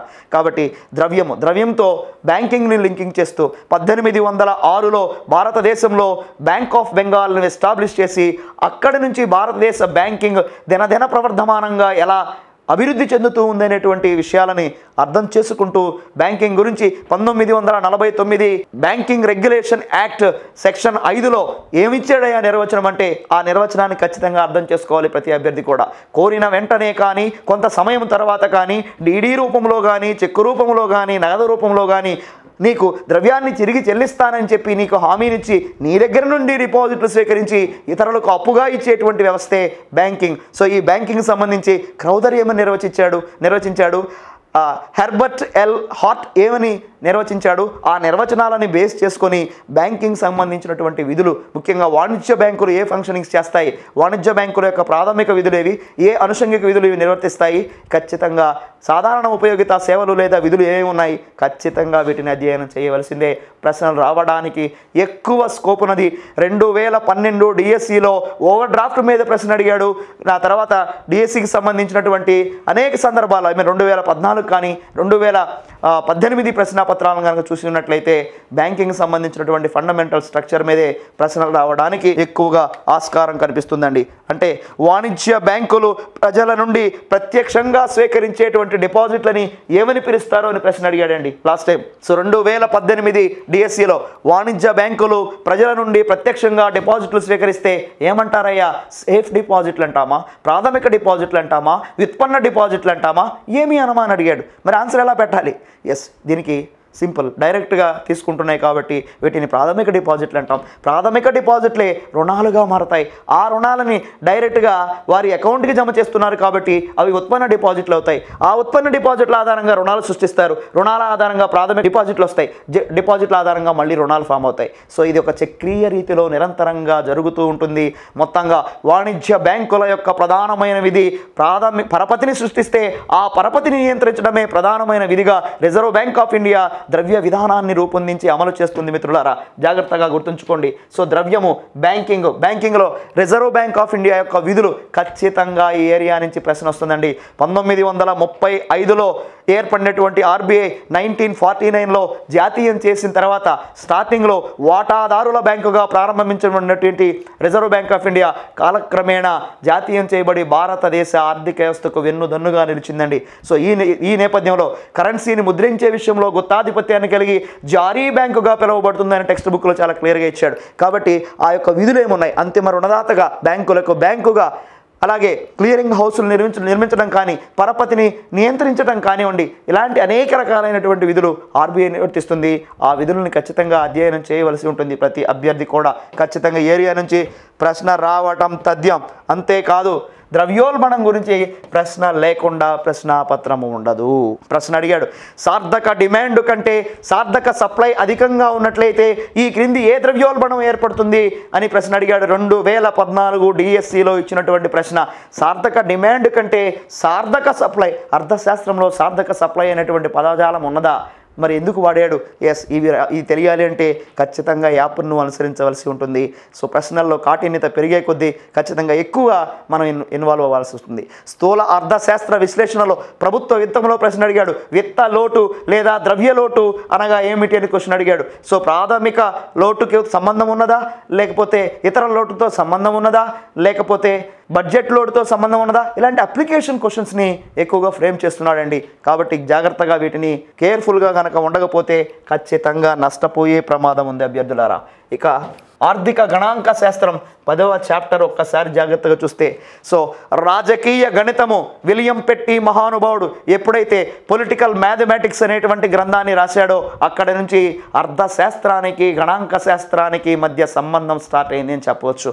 అర్థశాస్త్ర విశ్లేషణలు గణాంక శాస్త్ర విశ్లేషణలతో మమేకమైపోతే తప్ప అర్థశాస్త్రాన్ని అప్లైడ్ మ్యాథమెటిక్స్ అని పిలవడం జరుగుతుంది కొన్ని సందర్భాలలో. అందుకే మొదటి రోజుల్లో అర్థశాస్త్రాన్ని రాజకీయ అర్థశాస్త్రము, ఆడమ్ స్మిత్ని రాజకీయ అర్థశాస్త్ర పితామహుడనే పిలుస్తాం. సో రాజకీయ అర్థశాస్త్రము అనే పదాన్ని ఉపయోగించి నిర్వచనం ఇచ్చినటువంటి ఆర్థికవేత్తలను గుర్తించిందంటే సాంప్రదాయక వర్గానికి చెందిన వాళ్ళల్లో జేబీసే ఈ పదాన్ని ఉపయోగించాడు, అలాగే మార్షల్ ఈ పదాన్ని ఉపయోగించాడు, ఎడ్విన్ కానన్ కూడా ఈ పదాలను ఉపయోగించాడు. ఇలా పర్టిక్యులర్గా పిన్ పాయింటెడ్గా ఒక పాయింట్ని తీసుకొని వర్గీకరిస్తూ భేదాలను చెబుతూ అర్థ వివేచన చేస్తూ అధ్యయనం చేయగలిగితే తప్ప రాబోయే కాలంలో వచ్చే ప్రశ్నలని ఫేస్ చేయటం సాధ్యపడదు మిత్రులారా. కనుక ఈ చాప్టర్కి వచ్చేటప్పటికే మేజర్గా 2 అంశాల మీద ఫోకస్ చేయటం జరిగింది. ఏంటి సార్ ఆ 2 అంటే, ఒకటి చిత్రపటాలు ఏమున్నాయి, ఆ చిత్రపటాలకు సంబంధించినటువంటి రకాలు ఏమున్నాయి, కేంద్ర స్థాన కొలతలు ఏమేమి ఉన్నాయి, అంటే అంకమధ్యమం ఏమిటి, మధ్యగతము ఏమిటి, బాహుళకము ఏమిటి, సో ఇటువంటి భావనలు, అలాగే అంకమధ్యమము, హరమధ్యమము, గుణమధ్యమము, ఇటువంటి అంశాలు ఖచ్చితంగా వీటిని మనం విశ్లేషించాల్సి ఉంటుంది. ఇది గుర్తుపెట్టుకోండి. సో ఆర్థిక గణాంక శాస్త్రం నుంచి మనకు ఒక ప్రశ్న 2014లో అడగడం జరిగింది. 2014 డిఎస్సి. ఖచ్చితంగా ప్రతి అభ్యర్థి ప్రీవియస్ పేపర్ని డౌన్లోడ్ చేసుకోండి. ప్రీవియస్ పేపర్ డౌన్లోడ్ చేసుకున్నప్పుడే మీ ప్రిపరేషన్కి సార్థకత ఏర్పడుతుంది అని చెప్పడానికి గర్వపడుతున్నాను మిత్రులారా. రైట్, ఇక నెక్స్ట్ ఇంటర్మీడియట్ సెకండ్ ఇయర్లోకి ఎంటర్ అవుదాం. మొత్తంగా ఇంటర్మీడియట్ సెకండ్ ఇయర్కి సంబంధించినటువంటి సిలబస్ని స్థూలంగా చూస్తే ఏమర్థం చేసుకోవచ్చు అంటే, ఇవి కూడా 10 చాప్టర్లు ఇవ్వడం జరిగింది. ఆర్థిక వృద్ధి, ఆర్థికాభివృద్ధి, జనాభా, మానవ వనరుల అభివృద్ధి, జాతీయ ఆదాయము, వ్యవసాయము, పారిశ్రామిక రంగము, సేవల రంగము, ప్రణాళికలు, ఆర్థిక సంస్కరణలు, పర్యావరణము మరియు సుస్థిర ఆర్థికాభివృద్ధి, ఆంధ్రప్రదేశ్ ఆర్థిక వ్యవస్థ, అలాగే ఆర్థిక గణాంక శాస్త్రము అని 10 చాప్టర్లు ఇవ్వడం జరిగింది. ఒక్కొక్క చాప్టర్ని మనం విశ్లేషణ చేస్తే ఎగ్జామినేషన్ పాయింట్ ఆఫ్ వ్యూలో ఆ ప్రశ్నలకి ఎలా ఆన్సర్ చేయాలి, ప్రీవియస్ ప్రశ్నాపత్రాలు ఏమున్నాయని ఖచ్చితంగా మనం విశ్లేషించాలి. అర్థశాస్త్రానికి సంబంధించి మోస్ట్లీ అప్లికేషన్కి స్కోప్ ఉన్నటువంటి చాప్టర్ ఈ చాప్టర్ అండి. ఈ చాప్టర్ని మనం అర్థం చేసుకోవాలంటే ఖచ్చితంగా అప్లికేషనల్ పర్సెప్షనల్ ఐడియాలజీ మనకి ఉండాలి. ఆ క్వశ్చన్ ఏమడిగాడు, ఒక దేశ ఆర్థిక వ్యవస్థలో ఆర్థిక వృద్ధి మరియు సామాజిక వృద్ధిలో వచ్చే నిర్మాణాత్మక లేదా ప్రగతిశీల మార్పులను ఏమంటాడు అని ప్రశ్న అడిగాడండి. ప్రీవియస్ పేపర్ క్వశ్చన్ అమ్మ. కాబట్టి ఏమంటామంటే ఆర్థికాభివృద్ధి అని పిలవడం జరుగుతుంది దీనిని. సో ఈ ఆర్థికాభివృద్ధి అనేటువంటి ప్రక్రియను ఒక్కసారి చూస్తే ఇది అభివృద్ధి చెందిన దేశాలకు చెందినదా, అభివృద్ధి చెందుతూ ఉన్న దేశాలకు చెందినదా? కనుక ఇక్కడ సిలబస్ పాయింట్ ఆఫ్ వ్యూలో గుర్తుపెట్టుకోవాల్సింది ఆర్థిక వృద్ధికి ఆర్థికాభివృద్ధికి ఉన్న తేడాలు ఏంటి, నిర్వచనాలు ఏం చెప్పారు, జిఎం మేయర్ ఏ నిర్వచనం చెప్పడం జరిగింది, కొలిన్ క్లార్క్ ఏ నిర్వచనం ఇచ్చాడు, మైకేల్ పి తొడారో బహుముఖమైనటువంటి ప్రక్రియగా ఆర్థికాభివృద్ధి ప్రక్రియను విశ్లేషించినటువంటి ఆర్థికవేత్త ఎవరు అంటాడు, మైకేల్ పి తొడారో అని చెప్తాము. ఎందుకంటే బహుముఖమైనటువంటి ప్రక్రియ అని ఎందుకన్నాడంటే అనేక అంశాలను గురించి ఇది అధ్యయనం చేస్తుంది కాబట్టి. కనుక ఇది జాగ్రత్తగా చూడండి. మానవుని యొక్క సామాజిక నిర్మాణంలో ఉన్నటువంటి ప్రజామోదమైనటువంటి వైఖరులు, జాతీయ స్థాయి సంస్థల్లో చెప్పుకోదగినటువంటి మార్పులు, ఇది కాకుండా ఆదాయ అసమానతలను తగ్గించడం, సాపేక్ష పేదరికాన్ని తగ్గించడము, సో ఉద్యోగ కల్పన లాంటి అంశాలకు ప్రాధాన్యత ఇస్తూ ఆర్థికాభివృద్ధి నిర్వచించినటువంటి ఆర్థికవేత్త మైకెల్ పి తొడేరో అవుతాడు. కాబట్టి ఇక్కడ ఖచ్చితంగా ఎగ్జామినేషన్ పాయింట్ ఆఫ్లో ప్రశ్న పడుతుంది. కనుక అభివృద్ధి చెందిన దేశాల లక్షణాలు ఏమున్నాయి, అభివృద్ధి చెందుతూ ఉన్న దేశాల లక్షణాలు ఏమున్నాయి, ఆర్థికాభివృద్ధిని కొరవడానికి ఉన్నటువంటి మాపనాలు. లాస్ట్ 2014 డిఎస్సిలో మానవాభివృద్ధి సూచికలో తలసరి ఆదాయం యొక్క కనిష్ట గరిష్ట విలువల మీద ప్రశ్న అడిగాడు. కాబట్టి మానవాభివృద్ధి సూచిక ఆర్థికాభివృద్ధిని కొలవడానికి ఉత్తమమైనటువంటి సూచికగా 1990 నుండి యుఎన్డిపి వారి ఆధ్వర్యంలో మహబూబ్ ఉల్ హక్ పాకిస్తాన్ దేశానికి చెందినటువంటి ఆర్థికవేత్త చేసిన కృషి ఫలితంగా అనేక మంది అంతర్జాతీయ ఆర్థికవేత్తలు, అమర్త్య సేన్ కావచ్చు, మేఘనాథ్ దేశాయ్ కావచ్చు, రిచర్డ్ జోలీ కావచ్చు, ఇలాంటి ఆర్థికవేత్తల యొక్క సహాయంతో నిర్మించబడినది మానవాభివృద్ధి సూచిక. కనుక అభివృద్ధి చెందినటువంటి దేశాలు, అభివృద్ధి చెందుతూ ఉన్నటువంటి దేశాలు, లాస్ట్ 2 క్వశ్చన్స్ ఇక్కడ ఫ్రేమ్ చేయడం జరిగిందండి. ఆర్థికాభివృద్ధిని ప్రభావితం చేసే అంశాలు 3 ఉన్నాయి. సహజ వనరులు, ఆర్థిక వనరులు, ఆర్థికేతర వనరులు. క్వశ్చన్ ఆర్థిక వనరుల మీద అడిగాడండి. ఒక రైతు తను పండించినటువంటి పంటలో కొంత మొత్తాన్ని స్వీయ వినియోగానికి కేటాయించగా మిగిలిన దానిని ఏమంటాడు అని క్వశ్చన్ ఫ్రేమ్ చేశాడండి. ఏమంటాం? విక్రయం కాగల మిగులు అంటాం. సో విక్రమైన మిగులు వేరు, విక్రయం కాగలిగిన మిగులు వేరు. వ్యవసాయ రంగంలో ఈ రెండింటికి మధ్య వేరియేషన్ చాలా స్పష్టంగా మన టెక్స్ట్ బుక్ మెన్షన్ చేయడం జరిగిందండి. కాబట్టి విక్రయం కాగల మిగులు మీద ప్రశ్న అడిగాడు. ఒక ఆర్థిక వ్యవస్థలో ఒకవైపు అధునాతనమైనటువంటి పద్ధతులు, మరోవైపు పురాతనమైన పద్ధతులు ఉపయోగిస్తున్నారు. ఈ క్రింది ఈ భావనను ఏమని పిలుస్తారు అని నేను అడిగాడు. ఖచ్చితంగా దానికి ఆర్థిక ద్వంద్వత్వము అనే ఆన్సర్ పెడతాం. సో బెంజమిన్ హిగ్గిన్స్ సాంకేతిక ద్వంద్వత్వాన్ని చెప్పినాడు. కాబట్టి మింట్ విత్త ద్వంద్వత్వాన్ని చెప్పినాడు. అలాగే బొకే సామాజిక ద్వంద్వత్వాన్ని చెప్పాడు. ప్రతిదీ భావనాత్మకంగా అధ్యయనం చేయాలి మిత్రులారా. చూడండి, ప్రీవియస్ ఎగ్జామినేషన్ పేపర్ ఆధారంగా దీన్ని విశ్లేషించవలసినటువంటి తీరది. జనాభా, మానవ వనరుల అభివృద్ధి. సో పాపులేషన్, హ్యూమన్ రిసోర్స్ సంబంధించి జనాభా పరిణామ సిద్ధాంతం మీద ప్రశ్న అడిగాడు. జననాల రేటు మరణాల రేటు కంటే ఎక్కువగా ఉంటే ఏమవుతుంది? జనాభా విస్ఫోటనం జరుగుతుంది.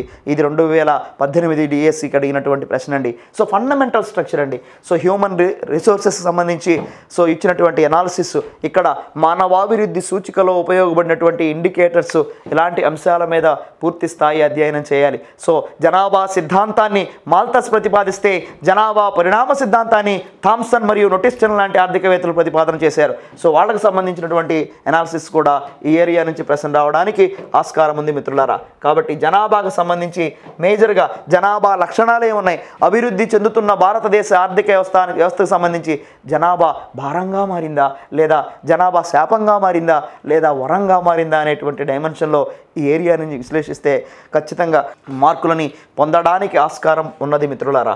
కాబట్టి ఇది జనాభా మరియు మానవ వనరులకు సంబంధించినటువంటి చాప్టర్. అయితే ఇక్కడ మేజర్గా క్వశ్చన్ కనుక చూసినట్లయితే జాతీయ ఆదాయం, అక్కడ ఇంటర్మీడియట్ ఫస్ట్ ఇయర్లో ఉన్నటువంటి జాతీయ ఆదాయంలో పద్ధతులు ఏమున్నాయి, వాటి సమస్యలు ఏమున్నాయి, భావనలు ఏమన్నా ఉన్నాయండి. ఇక్కడేంటి, భారతదేశ ఆర్థిక వ్యవస్థలో జాతీయ ఆదాయం యొక్క ధోరణులు ఏ దశాబ్ద కాలంలో ఎలా ఉన్నది, పెరిగిందా, తగ్గిందా, సో పేదరిక ఆదాయ అసమానతల పరిస్థితి ఏమిటి, ప్రాంతీయ అసమానతల పరిస్థితి ఏమిటి, అలాగే ఇక్కడ పేదరికానికి సంబంధించి పేర్కొనడం జరిగింది. పేదరికాన్ని తగ్గించడంలో సూక్ష్మ విత్తం యొక్క పాత్ర మీద క్వశ్చన్ ఫ్రేమ్ చేశాడండి పోయినసారి. కాబట్టి ఈ చాప్టర్ కూడా ఎగ్జామినేషన్ పాయింట్ ఆఫ్ వ్యూలో మార్కు ఇస్తుంది అనడంలో ఏమాత్రం కూడా సందేహము లేదు మిత్రులారా. నెక్స్ట్ మరొక చాప్టర్ వ్యవసాయ రంగము.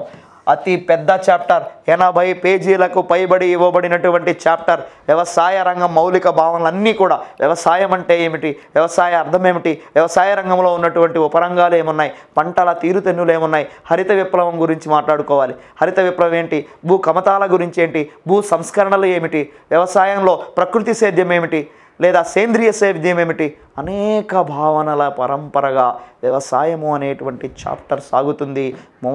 Most important chapter. ఖచ్చితంగా ఈ ఏరియా నుండి ప్రశ్న రావడం తథ్యం. సో వ్యవసాయ రంగానికి సాంకేతిక పరిజ్ఞానాన్ని జోడించడాన్ని ఏమని పిలుస్తారు అంటాడు, నూతన వ్యవసాయక వ్యూహము అంటాం. దానినే హరిత విప్లవంగా మనం పిలుచుకోవడం జరుగుతుంది మిత్రులారా. కాబట్టి జాగ్రత్తగా ఈ చాప్టర్ని కనుక ఒడిసి పట్టుకుంటే గ్యారెంటీగా ప్రశ్న రావడానికి ఆస్కారము ఉన్నది. కాబట్టి నెక్స్ట్ పారిశ్రామిక రంగం మీద ప్రశ్నలు వస్తే పారిశ్రామిక విధాన తీర్మానాలను అధ్యయనం చేయాలి. So industrial resolution policies 1948 తీర్మానము, 1956 తీర్మానము, 1977 తీర్మానము, 1991 తీర్మానము. ఈ తీర్మానాల మీద ఫోకస్ చేస్తూ మనకి ఈ టెక్స్ట్ బుక్లో హయ్యెస్ట్ ప్రయారిటీ ఇచ్చారు. భారత పారిశ్రామిక ఆర్థిక వ్యవస్థ యొక్క లక్షణాలు ఏమున్నాయి, పారిశ్రామికంగా మనం వెనుకబడి ఉండడానికి గల కారణాలు ఏమిటి, ఇటువంటి లోతైనటువంటి అంశాలని మనం విశ్లేషిస్తూ కాన్సెప్ట్స్ని డెవలప్ చేసుకుంటూ పోతే ఖచ్చితంగా, అలాగే నేషనల్ మ్యానుఫ్యాక్చరింగ్ పాలసీ, జాతీయ తయారీ విధానం ఖచ్చితంగా ప్రశ్న ఉంటుందండి ఈసారి చూసుకోండి. కాబట్టి వీటిలో NIMZ పొజిషన్ ఏంటి, SEZలు స్పెషల్ ఎకనామిక్ జోన్స్, సో దానికి సంబంధించినటువంటి ఎన్ని ఉన్నాయి, ఏ రకంగా ఉన్నాయి, ఎంత పెట్టుబడి సామర్థ్యాన్ని పొందాయి, ఇలా భిన్నమైనటువంటి అంశాలతో దీన్ని మనం అధ్యయనం చేయవలసి ఉంటుంది. ఇక నెక్స్ట్ తృతీయ రంగము, సేవల రంగం మీద ప్రశ్న అడిగాడు. బ్యాంకింగు మరియు బీమా మరియు ఇతర ఆర్థిక సేవలు ఈ క్రింది ఏ రంగానికి సంబంధాన్ని కలిగి ఉన్నాయి అని ప్రశ్నించడం జరిగింది. కాబట్టి తృతీయ రంగం అనగా ఇందులో ప్రధానంగా IT సెక్టార్ రిలేటెడ్గా ఫోకస్ చేయాలి, IT మరియు కమ్యూనికేషన్ సెక్టార్ గురించి ఎక్కువగా ఫోకస్ చేయాలి. సో వాటికి సంబంధించినటువంటి పాలసీలు, వాటిని అధ్యయనం చేయాల్సినటువంటి అవసరం ఉన్నదన్నమాట. ఇక నెక్స్ట్ ప్రణాళికలు, ఆర్థిక సంస్కరణలు. లాస్ట్ టైం ఎగ్జామినేషన్లో నీతి ఆయోగ్ ఫుల్ ఫామ్ అడిగాడు 2018లో. కాబట్టి national institute for transforming India అనేటువంటి వ్యవస్థ, అలాగే ప్రణాళికల మీద విస్తృతమైనటువంటి అవగాహన పెంచుకోవాలి. సో ప్రణాళికలకు సంబంధించి ఖచ్చితంగా చాలా లోతైన విశ్లేషణ, ఏ ప్రణాళిక ఏ అంశానికి ప్రాధాన్యత ఇచ్చింది, ఆ ప్రణాళికలు సాధించినటువంటి వృద్ధి ఏమిటి, ఆ ప్రణాళికలు సాధించిన లక్ష్యం ఏమిటి, సాధించినటువంటి వృద్ధి ఏమిటి, కంపారిటివ్లీ అధ్యయనం చేయాలి. మొదటి పంచవర్ష ప్రణాళిక కాలం నుండి 11 పంచవర్ష ప్రణాళికల వరకు సాధించినటువంటి ప్రగతి మీద మనకు టెక్స్ట్ బుక్లో విశ్లేషణ ఇవ్వడం జరిగింది. ఈ 12వ పంచవర్ష ప్రణాళిక జరుగుతున్న సమయంకి బహుశా ప్రింటింగ్ కాలేదనుకుంటా పుస్తకం. సో 11 ప్రణాళికలు ఇస్తూ 12వ పంచవర్ష ప్రణాళిక మీద ప్రత్యేకంగా ఫోకస్ చేశాడు. ప్రీవియస్ పేపర్లో 2014 DSEలో 11వ పంచవర్ష ప్రణాళిక ఎన్ని మానిటరబుల్ టార్గెట్స్ని సాధించాలని లక్ష్యంగా పెట్టుకుందని ప్రశ్న అడిగాడండి. అక్కడ 27 మానిటరబుల్ టార్గెట్స్ అంటాం, 12వ ప్రణాళిక అయితే 25 మానిటరబుల్ టార్గెట్స్ అంటాం, 10వ ప్రణాళిక అయితే 10 మానిటరబుల్ టార్గెట్స్ అంటాం. అంటే నిర్దిష్టాత్మకమైనటువంటి లక్ష్యాలు. కాబట్టి ప్రణాళికలు అది వాటి యొక్క ప్రాధాన్యత లక్ష్యాలు, వాటి మీద ఖచ్చితంగా అధ్యయనం చేయాలి. మొదటి ప్రణాళికలో వ్యవసాయ రంగానికి, 2వ ప్రణాళికలో పారిశ్రామిక రంగానికి, 3వ ప్రణాళికలో స్వయం సమృద్ధికి, 4వ ప్రణాళికలో స్థిరత్వంతో కూడిన వృద్ధి, స్వావలంబన మరియు పేదరిక నిర్మూలన అంటే గరీబీ హఠావో నినాదం ఇచ్చిన ప్రణాళిక 4వ ప్రణాళిక అవుతుంది. 5వ ప్రణాళికలో పేదరిక నిర్మూలన మరియు స్వయం స్వావలంబన లేదా స్వయం పోషకత్వం అన్న టెక్స్ట్ బుక్లో. 6వ ప్రణాళిక వచ్చేటప్పటికి లాభసాటి ఉపాధితో కూడినటువంటి ఉద్యోగ కల్పన, లాభసాటి ఉద్యోగ కల్పన మరియు పేదరిక నిర్మూలన. కాబట్టి 5వ ప్రణాళికని గరీబీ హఠావో ప్రణాళిక అంటాం, 6వ ప్రణాళికని పేదరికం మీద ప్రత్యక్ష పోరాటం చేసిన ప్రణాళిక అంటాం, 7వ ప్రణాళిక వచ్చేటప్పటికి ఆహార ధాన్యాల ఉత్పత్తి ఉత్పాదకతను పెంచడం, 8వ ప్రణాళిక మానవ వనరుల అభివృద్ధికి ప్రాధాన్యత ఇవ్వడం, 9వ పంచవర్ష ప్రణాళిక సామాజిక న్యాయంతో కూడిన వృద్ధి మరియు సమానత్వానికి, 10వ ప్రణాళిక 8, 9ల కలయికే 10వ ప్రణాళిక, 11 faster and inclusive growth, 12 more faster inclusive and sustainable growth. So 12 ప్రణాళికల యొక్క లక్ష్యాలని ఒడిసిపడుతూ అది సాధించినటువంటి వృద్ధి రేట్ల మీద ఖచ్చితంగా ఫోకస్ చేయాలి మిత్రమా. మొదటి ప్రణాళిక వృద్ధి లక్ష్యం 2.1 సాధించింది 3.6, రెండో ప్రణాళిక వృద్ధి లక్ష్యం 4.5 సాధించింది 4.3, మూడో ప్రణాళిక వృద్ధి లక్ష్యం 5.6 సాధించింది 2.8, 28 56 అంటే ఖచ్చితంగా సగం మాత్రమే ఇక్కడ సాధించడం జరిగింది. నాలుగో ప్రణాళిక 5.7 సాధించింది 3.3 మాత్రమే, ఐదో ప్రణాళిక 4.4 టార్గెట్ 4.8 అంటే మొదటి 5 ప్రణాళికల సగటు 3.5% వృద్ధి మాత్రమే నమోదైంది. తలసరి ఆదాయంలో 1.3% మాత్రమే నమోదైంది. ఈ 3.5% గ్రోత్ రేట్ని రాజకృష్ణ హిందూ గ్రోత్ రేట్ అని ప్రతిపాదన చేయడం జరిగింది. కనుక భారతీయులు కర్మ సిద్ధాంతాన్ని విశ్వసిస్తారే తప్ప తమ కర్మల సామర్థ్యాన్ని విశ్వసించరు అని పేర్కొన్న ఆర్థికవేత్తను గుర్తించండి అంటాడు. సో ఎవరి పేరు చెబుతావయ్యా అంటే ప్రొఫెసర్ కె రాజకృష్ణ పేరు మనం పలకాల్సి ఉంటుంది. ఇట్లా విశ్లేషణాత్మకంగా తీసుకోవాలండి. ఎస్, ఆరో పంచవర్ష ప్రణాళిక వచ్చేటప్పటికి 5.2 టార్గెట్ అయితే 5.7, ఏడో ప్రణాళిక 5% టార్గెట్ సాధించింది 6%. కాబట్టి ఇక్కడ నుంచి ఆ లైన్ కొంచెం పెరుగుతుందన్నమాట. రైట్, 8వ ప్రణాళిక వృద్ధి లక్ష్యం 5.6 అయితే సాధించింది 6.8. బట్ 9వ ప్రణాళిక వచ్చేటప్పటికి టార్గెట్ 6.5 పెట్టుకున్నాం, సాధించింది 5.4. బట్ 10వ ప్రణాళికలో వృద్ధి లక్ష్యం 8% అయితే 7.8% సాధించాము. 11వ పంచవర్ష ప్రణాళికలో 9% అయితే 8.3% సాధించాము. 12వ ప్రణాళిక వృద్ధి లక్ష్యం 8% అని మాత్రమే వదిలేశాడు, సాధించిన వృద్ధిని ప్రింట్ చేయలేదు, ఎందుకంటే ఆ సమయానికి ఇది ప్రింట్ కాలేదు కాబట్టి. ఇలా ఇచ్చినటువంటి సిలబస్ సాధారణంగా చాలా లోతైన విశ్లేషణ చేసుకుంటూ పోవాలి. ఇక ప్రాంతీయ అసమానతలు ఏర్పడడానికి కారణాలు ఏంటి అన్నాడు. అంటే పేదరికం కారణమవుతుందా, లేదా మానవాభివృద్ధి విషయంలో మనం వెనకబడడం కారణం అవుతుందా, లేదా ప్రాంతీయ తలసరి ఆదాయం ప్రమాణం అవుతుందా? ఈ 3 అంశాలకు సంబంధించినటువంటి దత్తాంశాన్ని టెక్స్ట్ బుక్లో చాలా క్లియర్గా ఇచ్చాడు. ఈ ఏరియా నుంచి ప్రశ్న గ్యారంటీగా వస్తుందండి. రాష్ట్ర తలసరి ఆదాయాల పరంగా చూస్తే హర్యానా అత్యధిక తలసరి ఆదాయాన్ని కలిగి ఉన్నది. హర్యానాతో పోలిస్తే బీహార్ 4 రెట్లు ఎక్కువగా ఉన్నది. ఎందుకు ఎక్కువగా ఉన్నది? అభివృద్ధి చెందిన రాష్ట్రంగా ఉమ్మడి ఆంధ్రప్రదేశ్ రాష్ట్రము 6వ స్థానంలో ఉన్నది. అనగా మొత్తంగా హర్యానా, పంజాబు, మహారాష్ట్ర, కేరళ, గుజరాత్, ఆంధ్రప్రదేశ్ మొత్తంగా 6 రాష్ట్రాలు మనం ఇక్కడ తమిళనాడు, ఆంధ్రప్రదేశ్ 7వ స్థానంలో ఉన్నదండి, గమనించండి. కాబట్టి ఈ విధంగా విశ్లేషించుకుంటూ పోతే మరి పేదరికం విషయంలో చూస్తే కేరళ పేదరికం ఎంత ఉంది, అలాగే ఛత్తీస్గఢ్ పేదరికం ఎంత ఉంది. మానవాభివృద్ధిని చూస్తే ఢిల్లీలో ఎంత నమోదైంది, ఇక్కడ ఎంత నమోదైంది, ఛత్తీస్గఢ్లో ఎంత నమోదైంది. ఇట్లాగా భిన్నమైనటువంటి అంశాలను కంపారిటివ్లీ తులనాత్మకంగా అధ్యయనం చేస్తూ నీవు గనక అర్థం చేసుకోగలిగితే ఖచ్చితంగా ఈ ఏరియా నుంచి ప్రశ్నలు రావడం తథ్యం. ప్రణాళికలే కాదు, ఆర్థిక సంస్కరణలు కూడా కీలకమే. సో భారతదేశ ఆర్థిక వ్యవస్థలో ఎల్పిజి, లిబరలైజేషన్, ప్రైవేటైజేషన్, గ్లోబలైజేషన్, ప్రపంచీకరణ యొక్క తొలి అడుగును గుర్తించండి అంటాడు. సరళీకరణ ఆన్సర్ పెడతావా లేదా ప్రైవేటీకరణ ఆన్సర్ పెడతావా అంటే సరళీకరణ ఆన్సర్ పెట్టాల్సి ఉంటుంది. సో సరళీకరణ అంటే ఏమిటి, ప్రైవేటీకరణ అంటే ఏమిటి, ప్రపంచీకరణ అంటే ఏమిటి? ప్రైవేటీకరణ, హేతుబద్ధమైన ప్రైవేటీకరణ ఏ పాజిటివ్ పాయింట్స్ కలిగి ఉన్నాయి? ప్రైవేటీకరణని యాజమాన్య కారకాల ఆధారంగా ఎలా వర్గీకరించారు, ఉద్యమిత్వ కారకాల ఆధారంగా ఎలా వర్గీకరించారు, నిర్వహణ కారకాల ఆధారంగా ఎలా విశ్లేషించారు, ఇవన్నీ కూడా ఫండమెంటల్ స్ట్రక్చర్ మీద పట్టు లేకుండా ఆన్సర్ చేయడం కష్ట సాధ్యమవుతుంది మిత్రులారా. అంతేకాదు ఆర్థిక సంస్కరణ రీత్యా భారత ప్రభుత్వం ప్రపంచీకరణ కోసం ఎటువంటి నిర్ణయాలు తీసుకున్నాం మనం? అసలు ప్రపంచీకరణ అంటే ఏంటి? భారతదేశ ఆర్థిక వ్యవస్థని ప్రపంచ దేశాల ఆర్థిక వ్యవస్థలతో సమన్వయం చేయు ప్రక్రియనే ఏమని పిలుస్తామంటే ప్రపంచీకరణ అంటాము. సో ఆ ప్రపంచీకరణకు సంబంధించినటువంటి మనం తీసుకున్న నిర్ణయాలు 1991 నాటికి భారతదేశంలో వచ్చిన ఆర్థిక సంక్షోభం ఏ కారణాల చేత వచ్చింది, ప్రపంచీకరణని ఏ కారణాల చేత మనం యాక్సెప్ట్ చేయాల్సి వచ్చింది, సో ప్రపంచ బ్యాంకు ఆర్థిక సంస్కరణని బలవంతంగా మన మీద ఎందుకు రుద్దింది, సో ప్రపంచీకరణలో భాగంగా భారతదేశం ఎటువంటి పాత్రను కలిగి ఉన్నది, ఇటువంటి అంశాలన్నీ కూడా లోతుగా విశ్లేషిస్తూ ముందుకు వెళ్ళగలిగితేనే మార్కులు సాధించగలుగుతావు. కనుక ఇది పరిస్థితి, రైట్. ఇక నెక్స్ట్ మరొక చాప్టర్ని పరిశీలిద్దాం. పర్యావరణము మరియు సుస్థిర ఆర్థిక అభివృద్ధి. టెర్మినాలజీ బేస్డ్ అండి ఇది కూడా. ఎన్విరానర్ అనేటువంటి ఫ్రెంచ్ భాషా పదానికి ఉన్నటువంటి అర్థంతో మొదలెట్టుకుంటే ఇందులో పర్యావరణానికి సంబంధించిన అనేక భావనలు, జీవావరణం అంటే ఏమిటి, జీవవైద్యం అంటే ఏమిటి, ఓజోన్ లేయర్ అంటే ఏమిటి, సో ఎందుకు ఆమ్ల వర్షాలు పడుతున్నాయి, ఇట్లాంటి భిన్నమైనటువంటి భావనల్ని విశ్లేషిస్తూ జీవ వైవిధ్యాన్ని ఎవరు చెప్పారు, జీవావరణం అనే పదాన్ని, ఈకో సిస్టమ్ని ఎవరు వాడారు, ఇదంతా కూడా ఫండమెంటల్ స్ట్రక్చర్ అండి.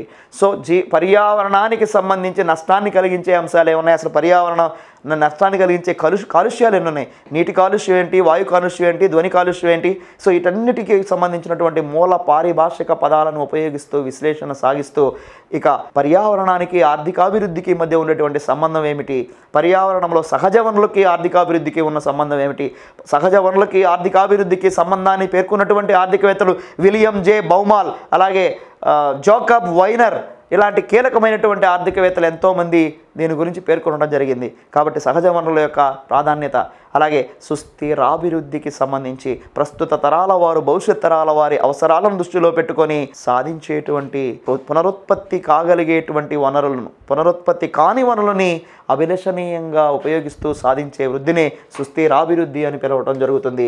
కాబట్టి సుస్థిరాభివృద్ధికి సంబంధించి బ్రెట్ ల్యాండ్ కమిషన్ ఇచ్చినటువంటి నిర్వచనాన్ని ఖచ్చితంగా మనం సాధన చేయవలసి ఉంటుంది. ఈ ఏరియా నుంచి కూడా మనకి ప్రశ్నలు రావడానికి స్కోప్ అనేది ఉన్నదన్నమాట. ఇక ఆంధ్రప్రదేశ్ రాష్ట్ర ఆర్థిక వ్యవస్థ 2014 డిఎస్సిలో ప్రశ్న వచ్చిందండి. ఆంధ్రప్రదేశ్ రాష్ట్ర ఆర్థిక వ్యవస్థ గురించి క్షుణ్ణంగా వ్యవసాయ రంగము, పారిశ్రామిక రంగము, ఐటీ రంగంలో ఉన్న సబ్ సెక్టార్స్, శాస్త్ర సాంకేతిక రంగము, పర్యావరణ రంగము, విద్యారంగము, వైద్య రంగము, ఇలాంటి విభిన్నమైనటువంటి అంశాలు, ఆంధ్రప్రదేశ్ ఆర్థిక వ్యవస్థ యొక్క లక్షణాలు ఏమున్నాయి, ఇవన్నీ కూడా ఖచ్చితంగా దుర్బిణి వేసి వెతికి అధ్యయనం చేయాలి. అయితే గణాంకాల మీద ప్రశ్నలు రావండి. ఎక్కువ పాయింట్స్ ఉన్నాయి సార్, 2.3 అంటున్నారు, 7.8 అంటున్నారు. పూర్తిగా గణాంకాల గందరగోళం వద్దు మిత్రులారా. కేవలం పర్సెప్షన్ డెవలప్ చేసుకోండి తప్ప, ఒకవేళ వస్తే మహా అయితే ఒక ప్రశ్న వస్తుందేమో, సో అది ఎవరికైనా కష్టం అనుకుంటే అసలు మనకి ఏ నష్టం లేదు కదా, కనుక పక్కన పెట్టేద్దాం. అండ్ ఫైనల్లీ సిలబస్లో చివరిగా ఆర్థిక గణాంక శాస్త్రము, అక్కడ ఆర్థిక గణాంక శాస్త్రం ఉన్నది, ఇక్కడ ఆర్థిక గణాంక శాస్త్రం ఉన్నది. ఏ గణాంక శాస్త్రాన్ని మనం అధ్యయనం చేయాలి? దాన్ని అధ్యయనం చేయాలా, దీన్ని అధ్యయనం చేయాలా, ఏదో ఒక దాన్ని వదిలిపెడితే సరిపోతుందా? సో కేంద్ర స్థానీయ కొలతలు అక్కడ ఎక్కువ ప్రయారిటీ ఇస్తే ఇక్కడ విస్తరణ మానాలకు ప్రాధాన్యత ఇచ్చారు. విస్తరణ మానాలంటే వ్యాప్తి కావచ్చు, చతుర్థాంశ విచలనము కావచ్చు, ప్రామాణిక విచలనము కావచ్చు, సగటు విచలనము లేదా మాధ్యమిక విచలనం అంటాం. ఈ అంశాలకు ప్రాధాన్యత ఇస్తూ సహసంబంధము అంటే ఏమిటి, ఫిషర్ పేర్కొన్నటువంటి సూచీ సంఖ్యలు ఏమిటి, వీటికి సంబంధించినటువంటి విశ్లేషణను కనుక చేయగలిగితే ఖచ్చితంగా 20 అంశాల మీద మనకు అవగాహన ఏర్పడుతుంది. ఆ అవగాహన నిమిత్తంగా ఆన్సర్స్ కనుక చేస్తే ఖచ్చితంగా రాబోయే కాలానికి నీవు ఎట్టి పరిస్థితుల్లో ఉపాధ్యాయుడు అవుతావు అని పేర్కొనడం జరుగుతుంది. రైట్. సో ఈ పాయింట్ ఆఫ్ వ్యూలో మనం చూస్తే మొత్తంగా ఉన్నటువంటి సిలబస్ ఇది. సో ఖచ్చితంగా మీకు ఉపకరిస్తుందని మేము భావిస్తున్నాం.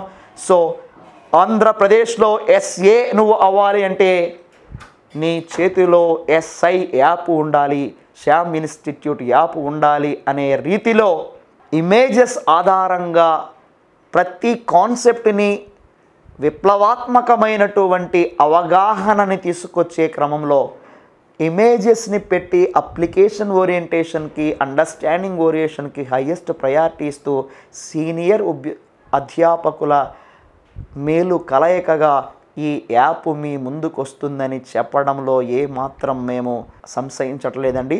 మీ అందరికీ కూడా మా హృదయపూర్వక ధన్యవాదాలు. శ్యామ్ ఇన్స్టిట్యూట్ యాప్ను ఉపయోగించి ఖచ్చితంగా రాబోయే కాలానికి మీరు కాబోయే ఉపాధ్యాయులుగా మారతారని ఆశిస్తూ ఆల్ ద బెస్ట్.